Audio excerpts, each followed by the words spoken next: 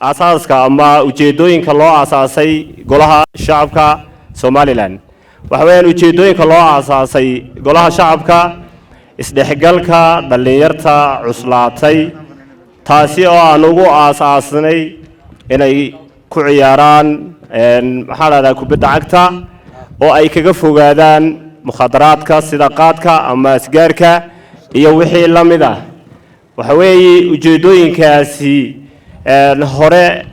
ayaan ugu talagalnay inaanu dhalinyarta cuslaatay dib ugu soo celino oo aan u sameeyno golayaal ay ku midoobaan oo ay dib ugu soo celiyaan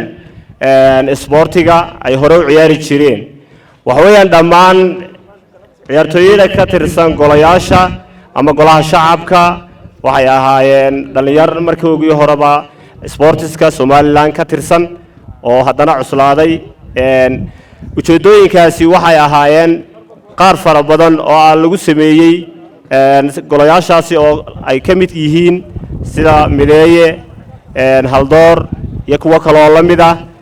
waxa weeyaan ujeedooyinkaasi waxaanu hadiyeer ko door bidaynay in ay dhalinyartu aanay ku iloobin ama aanay ka bixin saaxadda sportiga kan oo noqonaya koobkii afraad ay qabtaan waxa runtii uu kaga duwanaanayaa qaabka agaasimka ee loo soo sameeyey isagoo arrintaa oo faahfaahsan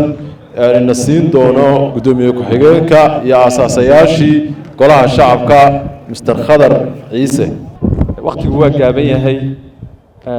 hadalkana ina badiyo ma jecli waxaan wax yar ka oran doonaa koobkan aynu maanta iskugu nimid iyo taariikhdiisa koobkan waxa uu soo bilaabmay oo uu la da'yahay golahan laftiisa 2018 buu soo bilaabmay koobkii ugu horeeyay oo lagu furay 4 kooxood kii labaad ilaa 8 kooxood bay isugu yimid kii saddexaad iyagana 8 kooxood bay isugu yimid hadda waxaynu joognaa xafladda koobkii afraad oo ay 16 kooxood ka qayb galayaan runtii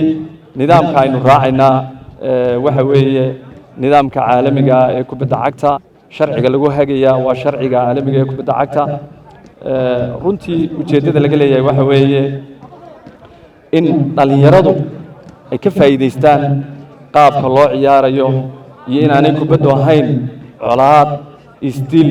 isku cadhood aanay ahayn qolada laga badiyo qolada kale way hambalyeynaysaa halkaasumay ka baxaysaa iyagoo u haysta inay labadooduba wada guulaysteen taasina waxa weeyaan qorshayaasha iyo midhihii ay sameeyeen golahan runtii odayaasha sharciga koobka waxaynu horey u sheegnay mustaqbalka waxaan rajaynaynaa insha Allah inaan u qabanno dhammaan kooxaha dhalinyarada cuslaatay Hargeysa ku nool dhamaantood iyo gobolada Soomaaliland lafteeda inaan ku casuuno kullay anigu kamaal ahaan inta badan waxaan sameeyaa laba habeen baa inta badan wiigii aan chance haysta xalay oo ahayd jimce iyo caawa sabtiye labada habeen waxaan sameeyaa inta badan waxaan soo daawasho tagaa garoonkan ciyaarsame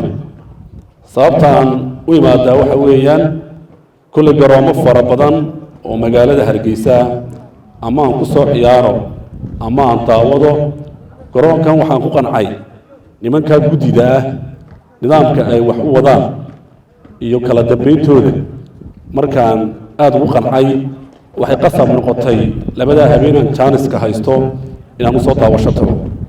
waxyaabaha cajaa'ibka ah ee aan kala kulmay waxa kamid ah Cabdi Umar iyo Khadar waxay sheegeen oo gudoomiyaha iyo gudoomiye ku-xigeenka golaha shacabka ah inay leeyihiin sharci iyo xeer iyo kala dambeyn taasi anoon kamid ahayn ayaa cadeynaya run ahaantii wax qurux badan oo dhalinyaradan ay qabsadeen ayaa laga sheekeeyay waana dee run ahaantii bogaadinaynaa wax kasta oo sportska wax u taraya cidii soo kordhisa dee waxay wax u tarto dalka waxaan leeyahay golaha shacabka iyo golayaasha la midaba waa wax quxro badan inay dadku tashadaan oo wax isku ogaadaan ay wax meel wada dhigtaan waxaanay caawin doontaa un nafihiina intii ay dhalinyaradu ku mashquuli lahayd markay sportska ka baxaan balwadaha haddii ay golayaashan oo kala samaystaan oo sportskii weli ku sii dhex jiraan waxay kaga badbaadi karayaan inay balwado yeeshaan inay xanuuna qaadaan inay waxyaalo badan oo kale oo nafta lagu mashquuliyo ay kaga mashquulaan runtii sportskuna wuxuu kugu haynayaa un caafimaadkaaga jirkaaga iyo horumarkaaga nafta anigoo ku hadlaya afka xidhiirka kubadda cagta Somaliland sharaf ay noo tahay iyo qurux inaanu meel kasta oo kubadda cagtu ay ka socoto goobjoog ka ahaano waqti kastana aan u hurno dhalinyarada ku hawlan ciyaaraha kubadda cagta xidhiirka kubadda cagtu waqti yar ayuu jiray oo 6 bilood iyo 5 bilood inta u dhaxaysa kolley ciyaarihii aan bilownay ayay ka mid ahaayeen in dhalinyarada cuslaatay iyagana ay qayb ka noqdaan tartamada xidhiirka kubadda cagtu qabanayo oo gobol walba aad ka arkayseen inay ciyaarahaas ka socdeen dhowr bilood ka hor waana karantarka amba qorshaha xidhiirka kubadda cagta Somaliland in dhalinyaradu dhammaanteed kuwa cuslaaday iyo kuwa kale iyo kuwa mid walba inay helaan ciyaaro ku filan oo jaan go'an oo waqti leh oo xilli leh oo sanad leh oo bil leh inay helaan dhalinyaradu waa qorshaha iyaga iyo waxyaabihii aan ugu doorateen insha Allah waana kaga dhamaynaynaa waana sii wadaynaa waxaan rajaynayaa mar walba oo bogaadinaya ururkan oo aad iyo aad xiriir ahaan aan ugu bogaadinayo sida fiican ee quruxda badan leh ay u sameeyeen hawshan ballaaran ee sanadkii afraada inay dhalinyarada dhiiri geliyaan inay dhalinyaradu aanay ka dhex bixin isboortigoodii inaan dhalinyaradu ay ku dhex jiraan kubadda cagta sharaf ay noo tahay بسم الله الرحمن الرحيم والصلاة والسلام على سيدنا محمد waxaa dhammaanteen farxad inoo ah inaynu maanta halkan ka daafurno ciyaartan dhalinyaradii yaro cuslaatay qaar cuslaanna waa ku jiraan ay doonayaan inay ku yaro jimicsadaan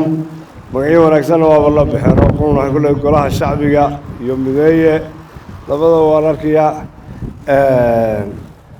iyaga dee waxbaa dardaarankii badnaa aynu sii jirnay dhalinyarada kale la siin maayo waayo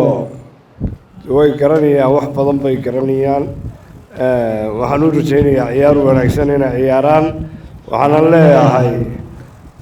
aadna waa u naaxnaaxdeene kolley badiya ciyaarta